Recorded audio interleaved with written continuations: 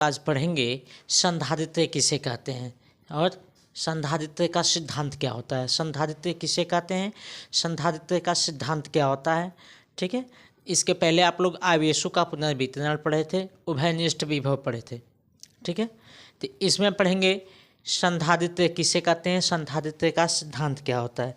तो जो टॉपिक है उसको लिख देते हैं संधारित्र। संधारित्र एक्चुअल में जो कैपेसिटर होता है, कैपेसिटर जो कैपेसिटर होता है ये होता क्या है, एक्चुअल में कैपेसिटर होता क्या है। संधारित्र एक ऐसा संयोजन है जिसके आकार में बिना परिवर्तन किए आवेश को संचित किया जाता है। ठीक है, संधारित्र एक ऐसा संयोजन है जिसके आकार में बिना परिवर्तन किए उस पर आवेशों का संचयन यानी संचित किया जा सकता है। इसे कहने का मतलब है कि कोई एक ऐसा प्लेट है, ठीक है, जिसका आकार फिक्स है, आकार को नहीं बदला गया, लेकिन इस पे बहुत सारे आवेशों को क्या किया जा सकता है, संचित किया जा सकता है, मतलब संग्रहण किया जा सकता है, इस पे आवेश को इकट्ठा किया जा सकता है। और इसी समायोजन को या संयोजन को ही हम क्या कहते हैं, कैपेसिटर कहते हैं, संधारित्र कहते हैं। यानी संधारित्र एक ऐसा निकाय है या एक ऐसा सिस्टम है जिसके आकार में बिना परिवर्तन किए उस पे आवेशों की मात्रा को हम क्या कर सकते हैं, बढ़ा सकते हैं, उस पे संचित कर सकते हैं। तो इसका डेफिनेशन लिख देते हैं, आप लोग ध्यान से देखिए।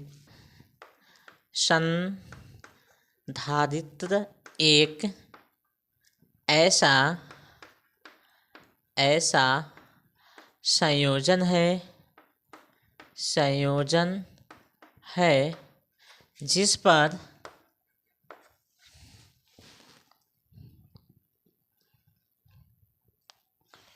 जिसमें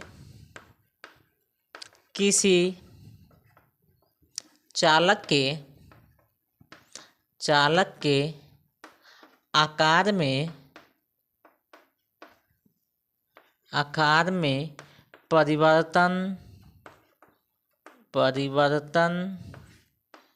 परिवर्तन किए बिना आवेश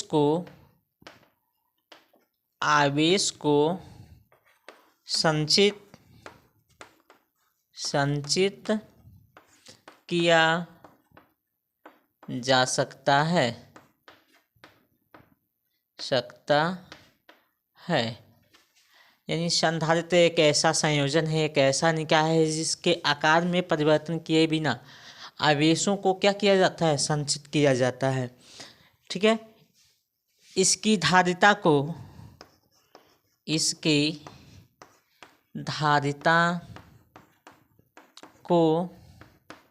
C से व्यक्त करते हैं और इसका फार्मूला होता है C इक्वल टू, इस पे आवेश को संग्रहित करेंगे तो C बराबर Q/V। ठीक है, संधारित्र की धारिता का मात्रक होता है फैराड, या क्या है, आवेश का मात्रक क्या होता है, कूलाम प्रति वोल्ट होता है। बात समझ में आया। ये तो आप संधारित्र के बारे में, कैपेसिटर के बारे में पढ़ लीजिए। अब इसका प्रिंसिपल क्या है, सिद्धांत क्या है, तो आप समझिएगा। संधारित्र का सिद्धांत, संधारित्र का सिद्धांत, ठीक है। Principle of capacitor, principle of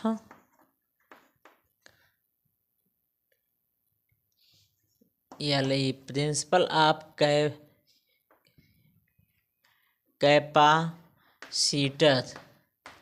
principle of capacitor. ठीक को समझने के लिए इसमें केवल थियरी है, इसका फिगर समझ लेंगे, उसी से बना के लिख लेंगे। ठीक है, तो सबसे पहले जानते हैं संधारित्र में जो कैपेसिटर होता है, कंडेंसर होता है पंखे वाला, उसको हम बताएं कि उसमें दो प्लेट होते हैं और दोनों प्लेट एक दूसरे के पैरेलल होते हैं, समांतर, यानी दोनों चाक जैसे है ना, ऐसे ऐसे दोनों समांतर होते हैं, पैरेलल होते हैं। और दोनों वह जो प्लेट होते हैं वो लगभग कागज़ के जैसे होते हैं और एक दूसरे के ऊपर लपेटे गए होते हैं प्लेट, ठीक है। संधारित्र को हम तोड़ के अगर दिखाएं तो एक दूसरे के ऊपर वो लपेटे देंगे, हम आपको दिखा भी देंगे। तो यहाँ पे संधारित्र का दो प्लेट बनाते हैं, ध्यान से देखिए। एक प्लेट यह बना लेते हैं, इस प्लेट का नाम ए रख लेते हैं, देखिए इसको पेंट कर देते हैं। और एक प्लेट हम यह बना लेते हैं, ठीक है। इसको भी हम क्या कर दें, यहाँ पे ऐसे पेंट कर दें। इस प्लेट का नाम हम रख लेते हैं बी। देखिए दो संधारित्र का प्लेट हो गया। ये प्लेट तो ऐसे खड़े नहीं रहेंगे, इसको हम विद्युत रोधी स्टैंड, ठीक है, इंसुलेटेड स्टैंड से इसको खड़ा कर देते हैं। इसका नाम है विद्युत रोधी स्टैंड। इन दोनों प्लेटों को हम विद्युत रोधी स्टैंड द्वारा होल्ड कर दिए, खड़ा कर दिए। अब ध्यान से देखेंगे, जो संधारित्र का पहला प्लेट है, जो हम बोल रहे हैं इसी को लिखेंगे, हम बताएंगे कैसे लिखना है। संधारित्र के पहले प्लेट से तार को ऐसे निकालेंगे, ठीक है, ऐसे तार को घुमा के लपेट के हम यहाँ पे ला देंगे और इस तार को किसी ऐसे मशीन से जोड़ेंगे। ध्यान से देखिए, इस तार को किसी ऐसे मशीन से जोड़ेंगे जो केवल धन आवेश उत्पन्न करता हो।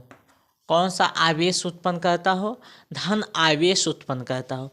हम ऐसे मशीन से इसको जोड़ देंगे। अब ये दोनों जो प्लेट हैं, ध्यान से देखिए, कोई भी प्लेट है तो उस पर दो गुण होते हैं, ठीक है, उस पर दो गुण होते हैं। अगर उसमें इलेक्ट्रॉन है तो उसमें प्रोटॉन अवश्य होंगे। अगर उसमें प्रोटॉन है तो इलेक्ट्रॉन या तो होंगे या तो उस पर से इलेक्ट्रॉन निकाले गए होंगे, लेकिन इलेक्ट्रॉन है तो प्रोटॉन उसमें अवश्य होंगे। तो यह दोनों प्लेट धातु की होती हैं, तो दोनों पे इलेक्ट्रॉन और प्रोटॉन होंगे। बात समझिएगा, दोनों पे इलेक्ट्रॉन और प्रोटॉन होंगे। जब हम पहले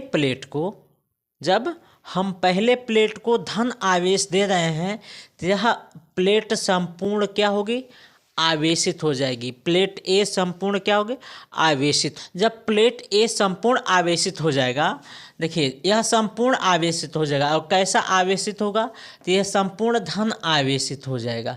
ध्यान से देखिए, ये संपूर्ण धन आवेशित हो जाएगा।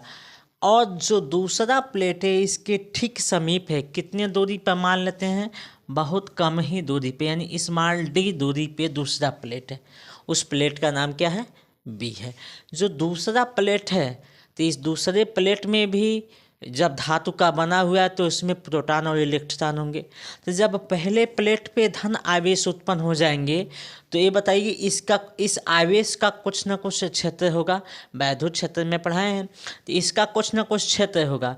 तो मान लेते हैं जो इसका क्षेत्र है, इसी क्षेत्र के अंदर बी प्लेट है।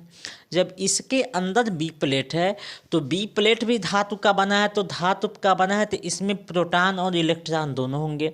जब प्रोटॉन और इलेक्ट्रॉन यानी कहें तो पॉजिटिव और नेगेटिव दोनों होंगे, तो जब इस प्लेट के सामने कोई धन प्लेट आ जाए, धन आवेशित प्लेट आ जाए, तो इस पे के जो आवेश हैं ये दो भागों में क्या होते हैं, बंट जाते हैं।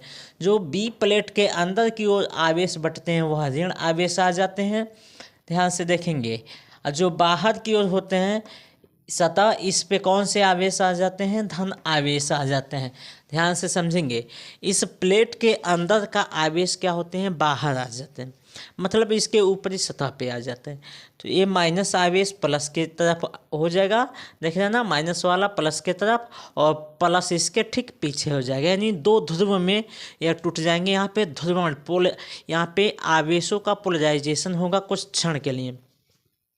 अब देखिए, आप जानते हैं कि धन आवेश हमेशा आकर्षित किसके तरफ होता है, तो ऋण की तरफ, यानी यह इधर की ओर आकर्षित होने लगेगा।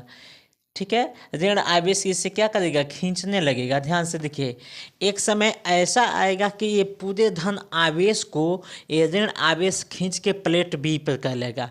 तो एक बात बताइए, पहले से तो इस पे कुछ ना कुछ प्लस धन आवेश है, अब इस पे और धन आवेश आ जाएंगे, तो एक इसका भी लिमिट है कि कहाँ तक इस पे धन आवेश आ सकते हैं। तो एक लिमिट तक ही आ सकते हैं, उसके बाद तो आएंगे नहीं, उसके बाद आएंगे नहीं। तो हमको आवेश को भेजना है, लेकिन इस पे आवेश आएंगे नहीं। जब आवेश आएंगे नहीं तो इसको हम कंप्लीट बता नहीं पाएंगे कि आवेश आएंगे नहीं, क्योंकि आवेश कुछ समय के बाद संचित होना बंद हो जाएंगे। ठीक है। अब इसको हम क्या करते हैं, जो प्लेट बी है इसको हम किसी ऐसे यंत्र से जोड़ दें, ऐसे सिस्टम से जोड़ दें कि इसके जो धन आवेश अधिक होते हैं वह उसको एब्जॉर्ब कर ले, अवशोषित कर ले। तो हम एक और फिगर द्वारा आपको बताते हैं, इसका एक और फिगर बनाते हैं। ध्यान से देखिए, यह जो प्लेट है, ये दोनों प्लेट हैं सेम टू सेम, उसी का एक और स्वरूप बना देते हैं। ये विद्युत रोधी स्टैंड द्वारा होल्ड किया गया है। देखिए यहाँ पे प्लस आवेश आपको माइनस आवेश दिखाए गए हैं, और यहाँ पे प्लस आवेश दिखाए गए हैं। ठीक है। और इस प्लेट को ऐसे पेंट किया गया है। देखिए, इसका नाम ए, इसका नाम बी। ए भी स्टैंड द्वारा जुड़ा हुआ है, और इसमें से तार को निकालकर एक विद्युत मशीन द्वारा जुड़े, इसी का दूसरा रूप बना है। आप ध्यान से देखेंगे, जब इसको किसी दूसरे, देखिए बी प्लेट को किसी अन्य उपकरण से नहीं जोड़ा गया, तो इसके बाहरी पृष्ठ पे क्या हुए, धन आवेश उपस्थित हो गए। अगर जब इसमें से एक चालक तार से, ठीक ना, हम जोड़कर और पृथ्वी में कंपित कर दें, मतलब भू संपर्कित कर दें, इसको अर्थिंग दे दें, यानी पृथ्वी से संपर्क कर दें, जिसको आप लोग ग्राउंडिंग करते हैं। देखते हैं तार को पोल से या घर पे ही ग्राउंडिंग किया गया होता है कि जो एक्सटर्नल चार्ज होते हैं कि वह अवशोषित हो जाए पृथ्वी द्वारा। नहीं तो कभी कभी जो अर्थिंग का समस्या होता है ना, इसी के कारण, इसी प्लस के कारण होता है। तो यहाँ से देखिए, जैसे इसके बी प्लेट को हम बी प्लेट को हम एक तार से जोड़कर और पृथ्वी से संपर्कित कर दिए, वैसे ध्यान से देखेंगे बी प्लेट के दूसरे सतह पे कोई आवेश आपको दिखाई नहीं देगा। क्यों? क्योंकि पृथ्वी जो है ये बहुत बड़ा आवेश को एब्जॉर्बर है, जो धन आवेश को अवशोषित करती है। और यही पूरा सिद्धांत आपका क्या कहलाता है, संधारित्र का सिद्धांत, यानी प्रिंसिपल ऑफ कैपेसिटर कहलाता है। यह थियोरेटिकल है लेकिन बहुत ही इंपॉर्टेंट है। ठीक है ना, नोट कर लीजिए।